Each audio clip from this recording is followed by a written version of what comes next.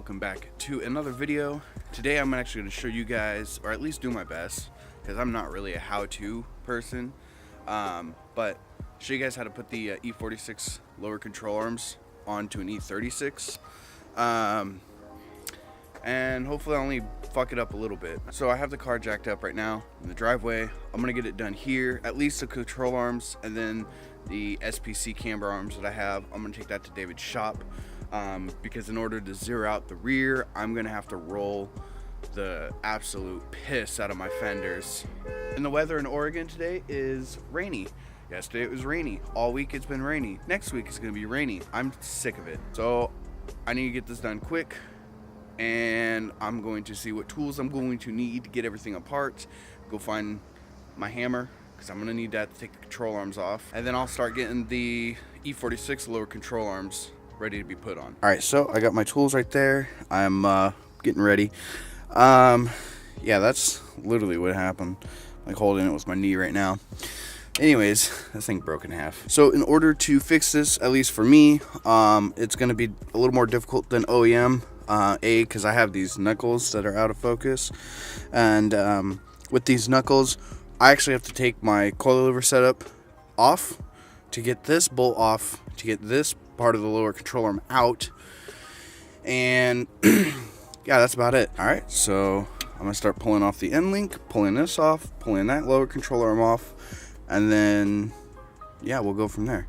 This part's gonna suck.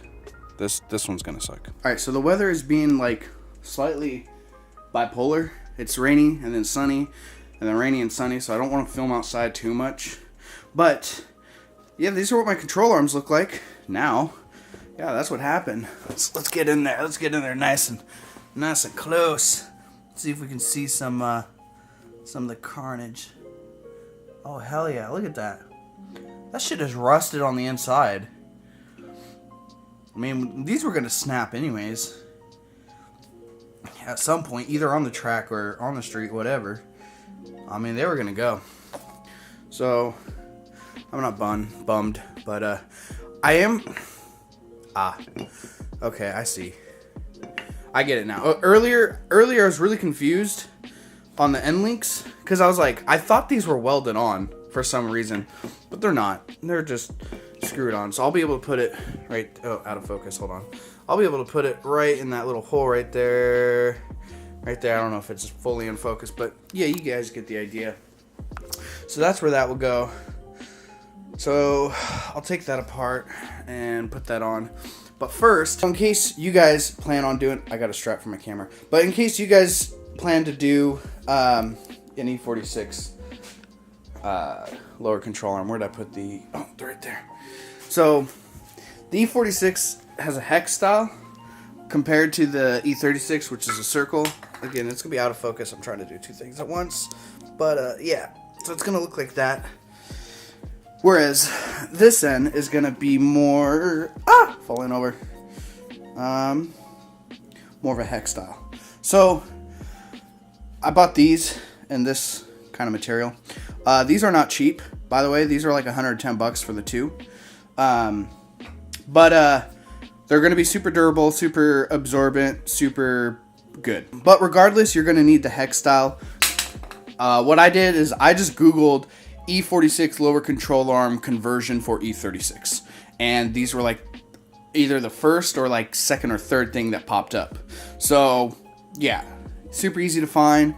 If you do plan on doing it, maybe I'll find the link and I'll put it in the description for you guys, so that way if you're feeling like a big baller, you can go get these, but if you're feeling cheap, you're gonna have to find them yourself. Sorry. All right, so I'm gonna have to tap this bad boy in, because yeah, it's gonna be a tight fit. So I'm gonna do that right now.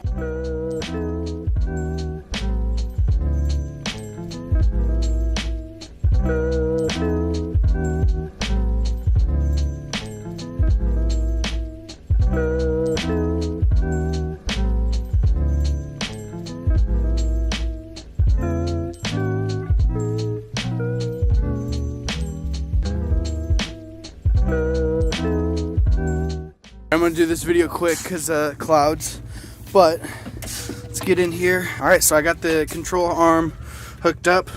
think I'm only gonna have time to really do the control arm today because I got stuff I gotta do later tonight. But I'm gonna do the control arms done. I don't know what I'm gonna do about my end links. I might have to drill a hole right here. I'll have to figure that out later. We got the control arm on the brackets. Now, we started doing it the really hard way, and we were trying to hammer it from the top down.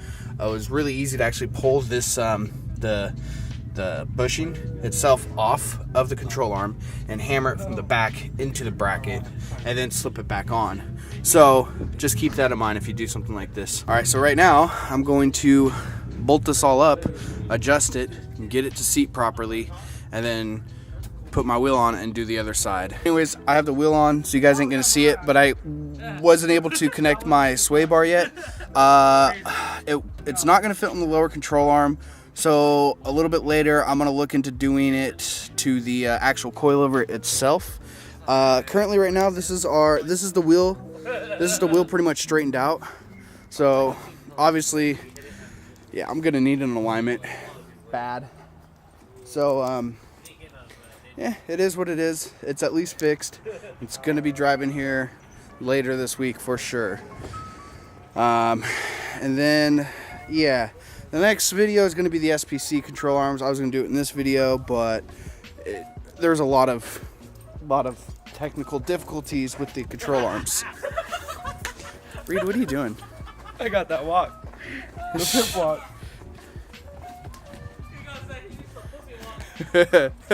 Alright, so that's going to be it for today's video. Essentially, I'm just going to do the same thing on the other side with the lower control arm. I don't need double footage of all that.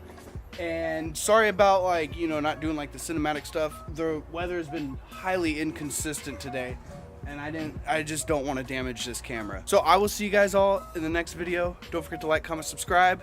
I'll be out slaying tires very soon, and I'll see you guys all in the next video. Okay, bye.